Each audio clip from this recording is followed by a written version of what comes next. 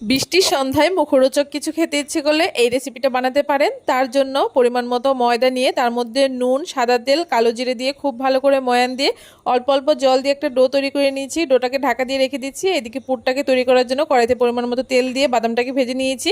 এখন ওই তেলের মধ্যে 5 ফোড়ন, হিং, আদা, কাঁচা লঙ্কা দিয়ে খুব ভালো করে নেড়ে চেড়ে শুকনো লঙ্কা দিয়ে দিয়েছি। পরিমাণ মতো নুন, হলুদ, লঙ্কার গুঁড়ো, জিরের গুঁড়ো খুব ভালো করে কষিয়ে নেওয়ার পরে আগে থেকে সেদ্ধ করে রাখা আলুটাকে ভেঙে দিয়ে দিচ্ছি। আর তারপরে বিট নুন, গরম মশলা, ধনেপাতা, আগে থেকে ভেজে রাখা বাদামটাকে দিয়ে খুব ভালো করে নেড়ে চেড়ে নামিয়ে নিলেই তৈরি আমাদের আলুর পুরটা। এদিকে আমি একটা ব্যাটার তৈরি করে নেব। তার জন্য কিছুটা তেল দিয়ে তার মধ্যে 2 চামচ কর্নফ্লাওয়ার দিয়ে খুব ভালো করে গুলিয়ে নিয়েছি। এখন যে ডোটা তৈরি করেছিলাম, ডোটা থেকে রুটি বেলে একটা করে রুটি দিয়ে তার উপরে ব্যাটারটাকে দিয়ে এভাবে করে রুটিগুলোকে সাজিয়ে নিয়ে বড় করে বেলে নিয়েছি পাতলা করে। তারপরে এরকম চৌকো করে কেটে মাঝখানে আলুর পুরটাকে দিয়ে ঠিক এইভাবে করে জল লাগিয়ে মুখগুলোকে আটকে মিডিয়াম ফ্লেমে একটু সময় নিয়ে ভেজে নিলেই তৈরি দারুণ স্বাদের এই বৃষ্টির সন্ধ্যা একদম জমে যাওয়ার মতো রেসিপি।